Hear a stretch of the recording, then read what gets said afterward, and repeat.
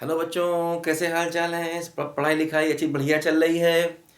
तो बच्चों, इस समय बज रहे हैं सुबह के 4 और मैं हूँ आपके साथ रियल एनालिसिस के साथ में।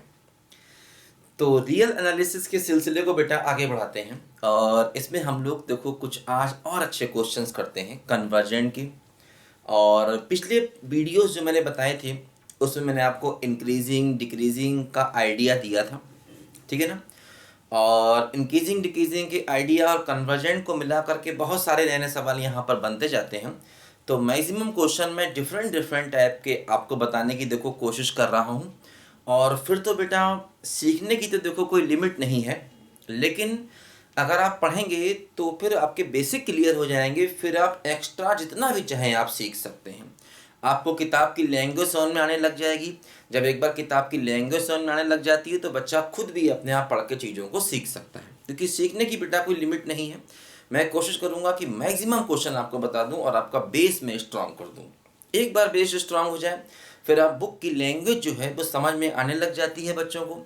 फिर बच्चे अपने आप किताब उठाकर और आगे और ज़्यादा पढ़ सकते हैं। ठीक है बच्चों, तो चलिए मैं आपको बताता हूँ कुछ और इम्पोर्टेंट सवाल। देखो बच्चों, सबसे पहले तो ध्यान रखना, एक थ्योरम होती है जिसका काफ़ी यूज़ होता है कई बार क्वेश्चन को निकालने में। तो वो थ्योरम देखो मैं बता देता हूँ आपको, उसका प्रूफ मैं नहीं बता रहा हूँ क्योंकि हर थ्योरम का प्रूफ मैं नहीं बताऊँगा। ज़रूरत पड़ने पर आप किताब से अपने आप समझ सकते हैं क्योंकि आपके बेसिक क्लियर हो जाएंगे। हालांकि क्योंकि वो प्रूफ इंपॉर्टेंट भी नहीं है, जो प्रूफ इंपॉर्टेंट होगा वो मैं आपको वैसे भी बता दूंगा। ठीक है, देखो ध्यान दो।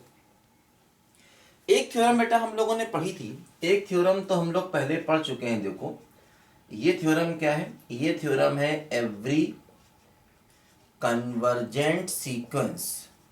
ठीक है, every convergent sequence is bounded. इसका मैंने आपको प्रूफ भी दिया था, बट कन्वर्स नॉट ट्रू, है ना। ये मैं आपको बता चुका हूं पहले ही, इसका मैंने आपको प्रूफ भी दिया था कि अगर कोई सीक्वेंस कन्वर्जेंट है तो बाउंडेड होगी। कन्वर्जेंट का मतलब क्या हो गया, मैंने बताया था। ठीक है, एवरी कन्वर्जेंट सीक्वेंस मतलब अगर सीक्वेंस कन्वर्जेंट हो तो। कन्वर्जेंट सीक्वेंस का मतलब कि इसकी जो लिमिट है nth टर्म की n टेंडिंग टू इंफिनिटी पर, ये फाइनाइट है, मतलब ये लिमिट एग्जिस्ट कर रही है, तो फिर वो सीक्वेंस बाउंडेड होगी। बाउंडेड का मतलब उसके जितने भी टर्म्स हैं x1 x2 से लेकर जितने भी टर्म्स हैं, ये सारे के सारे टर्म किसी एक नंबर से बड़े होंगे और सारे के सारे टर्म किसी एक नंबर से छोटे होंगे। मतलब इसके हमें लोअर बाउंड और अपर बाउंड मिलेंगे। ठीक है, ये थ्योरम हम लोग पढ़ चुके हैं, इसका मैंने आपको प्रूफ भी बता दिया था। ठीक है, अब देखो बच्चों, एक थ्योरम और भी है, इसको भी हालांकि मैंने ओरल फॉर्म में बता चुका हूं पहले भी इस थ्योरम को, लेकिन फिर भी देखो अब मैं इसको बता रहा हूं यहां पर लिख करके। देखो ये थ्योरम कहती है कि अगर if sequence is monotonic, if sequence is monotonic, monotonic का मतलब बेटा मैंने बताया था, मोनोटोनिक का मतलब मैंने बताया था स्ट्रिक्टली इंक्रीजिंग, स्ट्रिक्टली डिक्रीजिंग, या फिर मैंने बताया था इसको नॉन इंक्रीजिंग या नॉन डिक्रीजिंग भी कहा जाता है। 4 टाइप इसमें होते हैं, चारों टाइप मैंने बताए थे। तो अगर सीक्वेंस मोनोटोनिक है मतलब उनमें से कोई भी 4 टाइप है ना। मोनोटोनिक में 4 बातें आती हैं, चारों में से कुछ भी एक है। ठीक है, अगर सीक्वेंस मोनोटोनिक है तो ध्यान रखना, है ना, if sequence is monotonic then it is convergent if and only if it is bounded। देखो यहां पर एक नई बात सामने आई, यहां पर ये कोई भी सीक्वेंस थी इन जनरल, इस सीक्वेंस का मोनोटोनिक होना जरूरी नहीं था,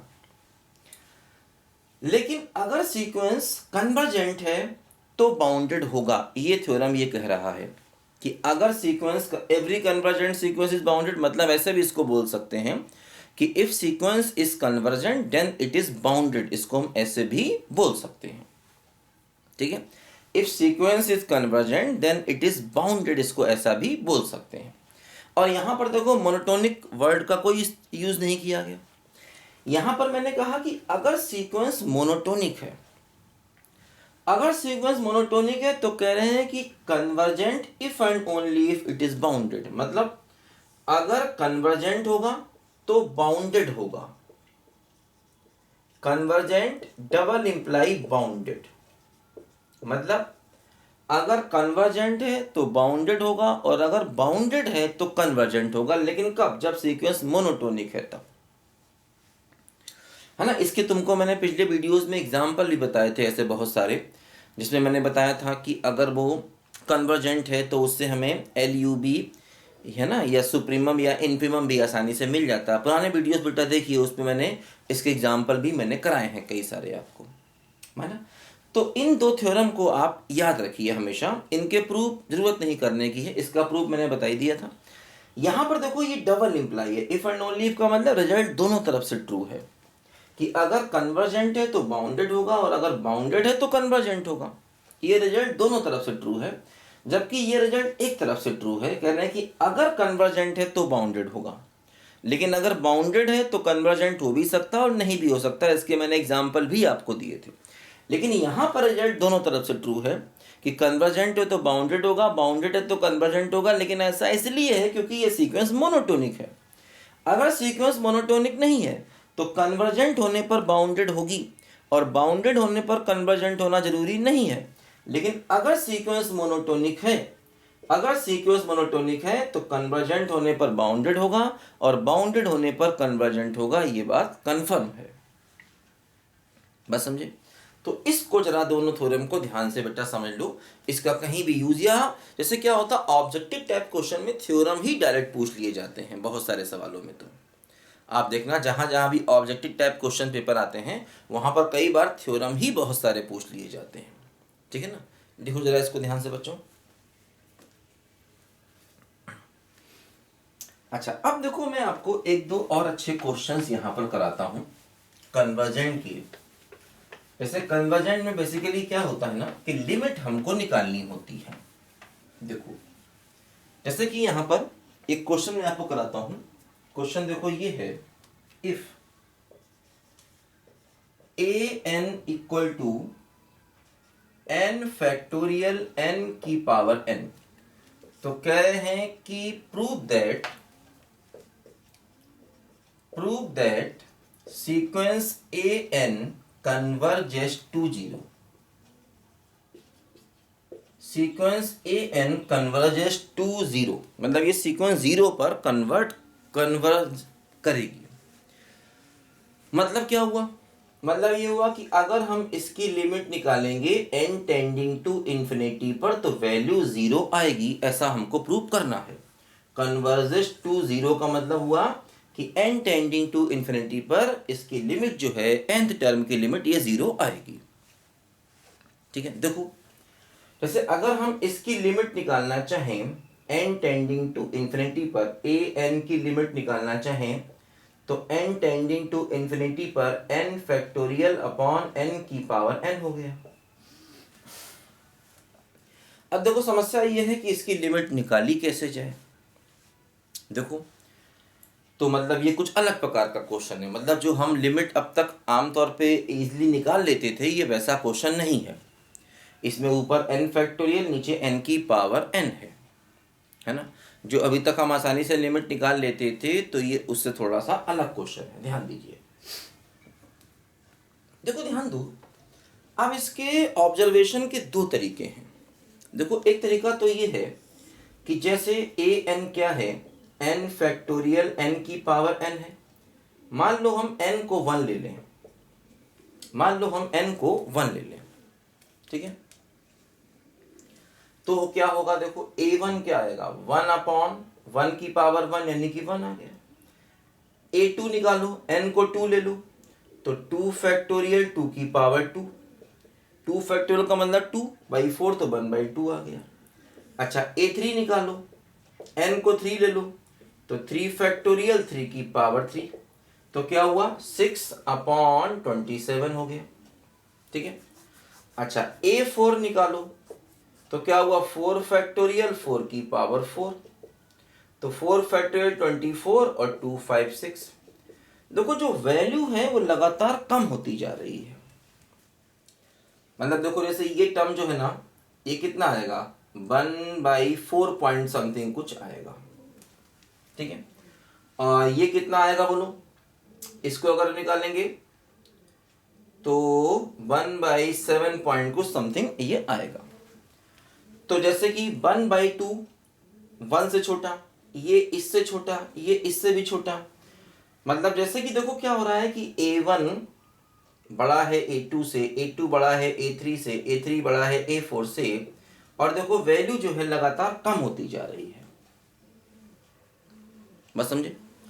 तो इसका मतलब ये हुआ कि इन्फिनिटी पर जब आप जाओगे तो वैल्यू ऑलमोस्ट जीरो हो जाएगी, तो इसकी लिमिट का आंसर जीरो हो जाएगा, ऐसा हम कह सकते हैं, है ना। मतलब जैसे अगर हमें ये लिमिट निकालनी होगी तो इन्फिनिटी पर जाते जाते इस टर्म की वैल्यू लगभग जीरो के बराबर हो जाएगी, है ना, ऐसा हम कह सकते हैं, क्योंकि वैल्यू लगातार कम हो रही है, सीक्वेंस डिक्रीजिंग है। आप चाहें तो an और an+1 निकाल के भी करेंगे तब भी आपको सीक्वेंस डिक्रीजिंग मिलेगी। मतलब देखो डिक्रीजिंग सीक्वेंस को चेक करने का एक आइडिया ये भी है कि वैल्यू लगातार कम होती जा रही है, वैल्यू वापस बढ़ने की कोई उम्मीद नहीं है ना। आप an और an+1 से भी चाहें तो इसको कर सकते हैं। देखो उससे भी करके देखते हैं, an और an+1 ज़्यादा सही तरीका होता है चेक करने का इंक्रीजिंग डिक्रीजिंग को, तो उससे भी देखो करके देखते हैं। तो ये अपना an है, और देखो यहाँ पर an+1 निकालो तो क्या होगा, n+1 फैक्टोरियल और n+1 की पावर n+1 हो गया। अब इसमें से इसे माइनस करो, an+1 में से an को माइनस करो तो क्या हुआ बोलो, n+1 फैक्टोरियल अपॉन n+1 की पावर n+1 और minus n factorial upon n की पावर n। बस समझे? देखो क्या होगा, ये क्या हुआ, ये हुआ n+1 और n फैक्टोरियल, और नीचे से देखो एक काम करो कि n कॉमन ले लो तो n की पावर n+1 आएगा और बचेगा 1 अपॉन n की पावर n+1 और minus n factorial upon n की पावर n, ठीक है। अंदर से n को कॉमन लिया तो बाहर n की पावर n+1 आएगा, अंदर से n को कॉमन लेंगे तो। अब देखो इससे क्या फायदा हुआ, n फैक्टोरियल और अपॉन n की पावर n बिल्कुल बाहर कॉमन ले लो। हम थोड़ा सिंप्लीफाई करना चाहते हैं, देखो ये क्या हुआ, n+1 और अपॉन एक n बचेगा क्योंकि n की पावर n कॉमन चला गया, और ये पूरा बचेगा 1+1 अपॉन n की पावर n+1 और माइनस ये क्या बचेगा, 1 बचेगा, ठीक है। अब देखो यहाँ पर क्या हुआ, थोड़ा और सिंप्लीफाई करें इसको तो n फैक्टोरियल अपॉन n, तो क्या बचेगा देखो समझो यहाँ पर ध्यान से, ये n+1 अपॉन n है ना, तो इसको हम लिख सकते हैं 1+1/n, है ना। इसको देखो समझे, और नीचे क्या है, ये नीचे है 1+1/n की पावर n+1 और -1। अब देखो ये क्या हुआ, n फैक्टोरियल n की पावर n, देखो ये 1+1/n है, नीचे भी वही टर्म है, तो क्या बचेगा 1 अपॉन 1+1/n होल की पावर n बचेगा, देखो नीचे, क्योंकि ये पावर n+1 है और इस पूरे की पावर 1 है भाई, 1+1/n की पावर 1 है और नीचे क्या है 1+1/n की पावर n+1, तो एक पावर कम हो जाएगी और -1। अब देखो जरा ध्यान दो, यहां पर क्या होगा कि अगर हम इसको आगे देखें तो एलसीएम लेंगे तो क्या होगा, देखो ये जो टर्म है ये पूरा का पूरा निगेटिव हो जाएगा, देखो ये वैल्यू निगेटिव हो जाएगी, क्योंकि समझो 1 में से आप ये माइनस कर रहे हो और ये क्या है 1 से बड़ा, 1 प्लस समथिंग की पावर n, जैसे 1 प्लस समथिंग मान लो 1.2 है, 1.2 की पावर कुछ भी लोगे क्योंकि n जो है वो 1 है या 2 है या 3 है या 4 है, ये नहीं भूलो, n की वैल्यू या तो 1 है या 2 है या 3 है या 4, तो 1 प्लस समथिंग की पावर अगर आप कुछ करोगे 2 3 4 5 तो वैल्यू हमेशा ही 1 से ज़्यादा होगी, तो ये पूरा का पूरा टर्म कैसा हो गया बोलो, निगेटिव हो गया, निगेटिव। तो इसका मतलब क्या हुआ कि an+1 में से an माइनस करने पर निगेटिव आ गया, यानी कि an+1 minus A N less than 0 आ गया, तो A N plus 1 less than A N आ गया। इसका मतलब सीक्वेंस कैसा हो गया बोलो, डिक्रीजिंग हो गया। यहां से भी ये बात प्रूव हो रही है कि सीक्वेंस ये डिक्रीजिंग है। इन जनरल भी करके देखना जरूरी है, क्योंकि वो A1 A2 A3 शुरू में तो ठीक है, अच्छी बात है, क्या पता आगे चल के कोई टर्म अचानक अपने आप को बढ़ा दे या घटा दे, क्योंकि A1 A2 A3 A4 को तो हमने कंपेयर कर लिया था अभी पिछले मेथड से वैल्यू रख रख के, लेकिन वो मेथड ज़्यादा सटीक नहीं माना जाता है, क्योंकि A1 A2 A3 A4 से आपने कंपेयर तो कर लिया, लेकिन क्या पता आगे जाके 50वां टर्म जो है फिर कोई गुल खिला दे, ऐसा कि फिर अपने आप को अचानक ही कुछ ज़्यादा ड्रास्टिक चेंज कर दे वो, या कम कर दे या ज़्यादा कर दे, तो वहाँ पर मामले गड़बड़ा सकते हैं। तो इसीलिए ज़्यादा अच्छा है कि आप इस मेथड से करेंगे। अब देखो इसमें n की वैल्यू कुछ भी ले लो आप, ये नेगेटिव है तो है, n की वैल्यू कुछ भी ले लो, ये नेगेटिव हमेशा है, हमेशा का मतलब हमेशा डिक्रीजिंग चल रहा है मामला इसका, बात समझे। तो ये सीक्वेंस हमेशा ही डिक्रीजिंग है, तो इसका मतलब इंफिनिटी पर जाते जाते इसकी वैल्यू ऑलमोस्ट 0 हो जाएगी, क्योंकि होगी तो वैल्यू हमेशा पॉजिटिव ही, क्योंकि n क्या है, नेचुरल नंबर, वैल्यू कभी नेगेटिव तो हो ही नहीं सकती। तो एक तरीका देखो ये इसका निकला कि लिमिट को निकालने का, क्योंकि सीक्वेंस डिक्रीजिंग है, वैल्यू लगातार कम हो रही है लेकिन वैल्यू पॉजिटिव है, इसलिए इन्फिनिटी पर जाते जाते वैल्यू ये ऑलमोस्ट 0 हो जाएगा। ठीक है, अच्छा अब देखो एक और भी तरीका इसे करने का होता है। देखो वो क्या है, जो कई बार किताबों में दिया रहता है, क्योंकि किताबों की लैंग्वेज भी समझना हमको आनी चाहिए। देखो ध्यान दो,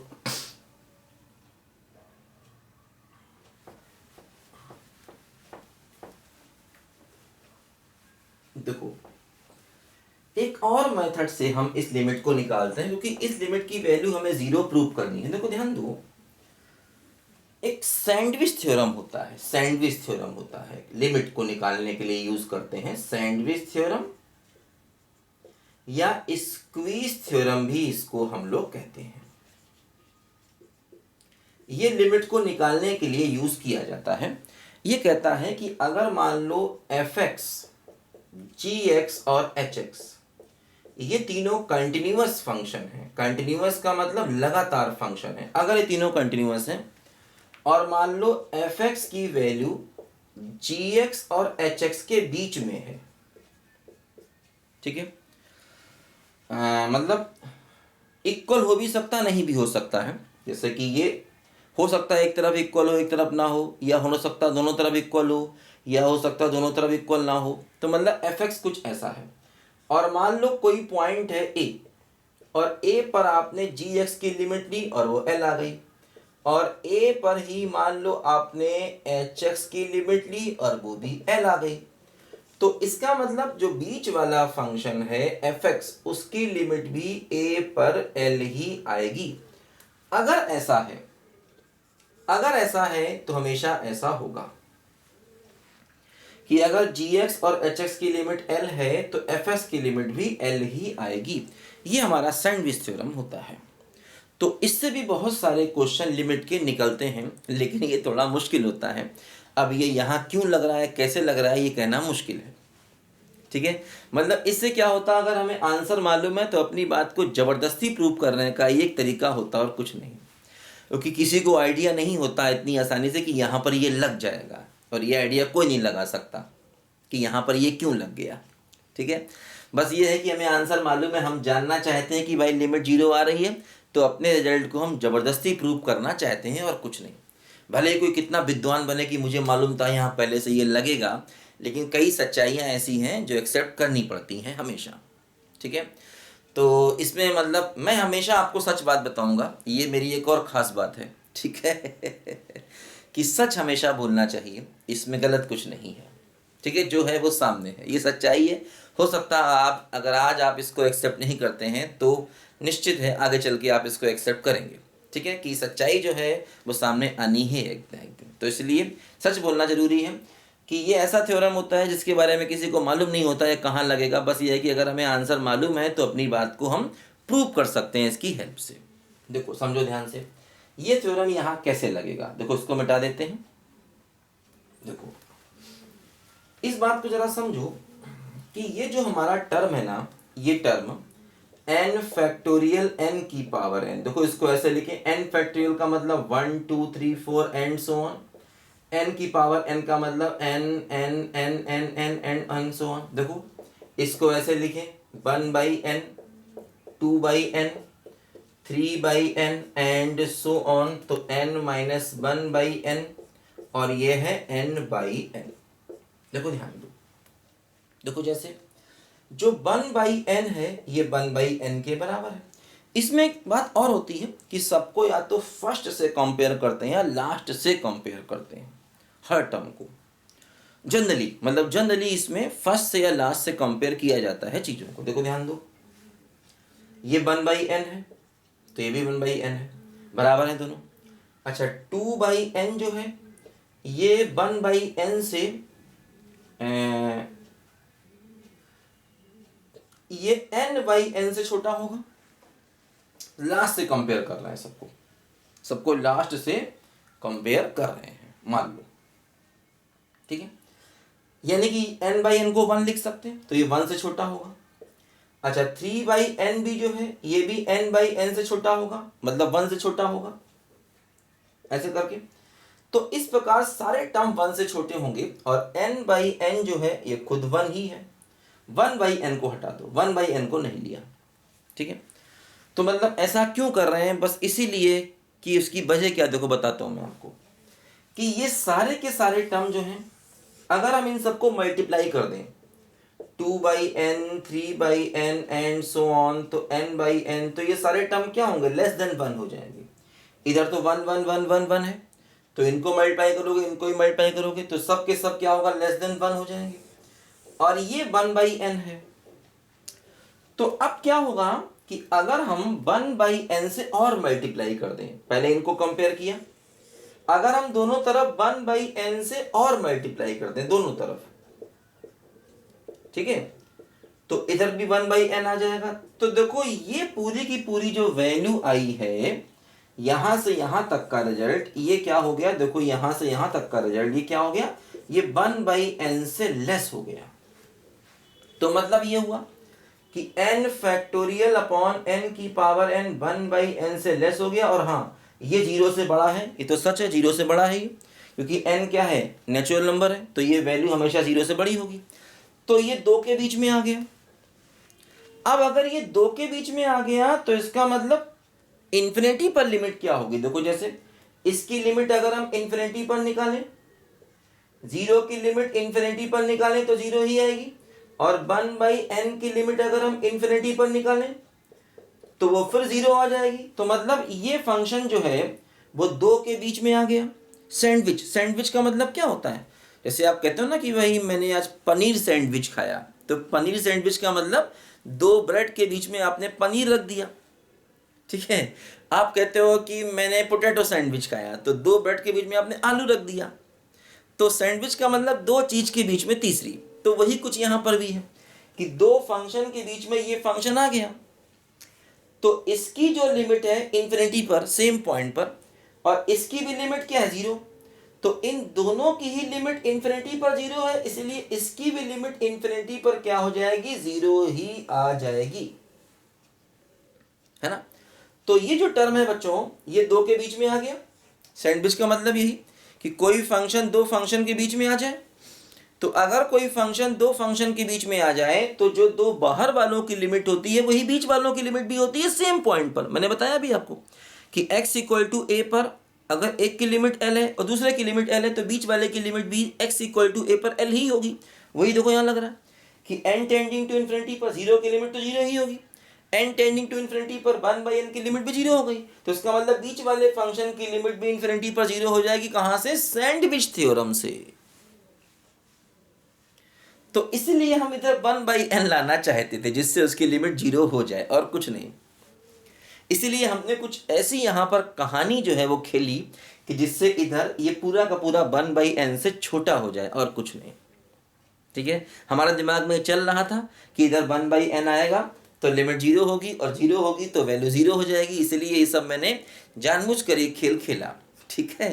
तो ये मतलब सब जो है वो पहले से पता होता है चीज़ें, उसी हिसाब से हम वो सब खेल खेलते। जैसे आजकल T20 चल रहा है, उसमें बैट्समैन जानता अच्छा भाई इस बार गुगली फेंकेगा, उसी प्रकार तैयार हो जाता है कि अच्छा भाई इस बार ये जो है वो यॉर्कर फेंकने जा रहा है, तो एक कदम आगे बढ़ के खड़ा हो जाता है। तो कई बार पहले से ही आपको प्रेडिक्शन करना पड़ता है कि क्या होने वाला है। तो मैथ्स में भी यही चीज़ है, कई बार तो ठीक है कॉन्सेप्ट लगते हैं, कई बार हमें दिमाग लगाना होता है कि पहले से हमें करना आखिर क्या है। तो ये उस टाइप का ही कुछ क्वेश्चन है, थोड़ा सा टफ क्वेश्चन तो बेटा देखो ही, इसलिए बता रहा हूँ मैं आपको यहाँ पर। और ऐसी चीज़ें जब भी आपके सामने आएंगी तो आप समझने लग जाएंगे, ठीक है ना। तो बच्चों इस वीडियो में इतना ही, हमने काफ़ी अच्छा क्वेश्चन किया। तो बच्चों मिलते हैं अगले वीडियो में कुछ नए सवालों के साथ में, तब तक के लिए बाय बाय।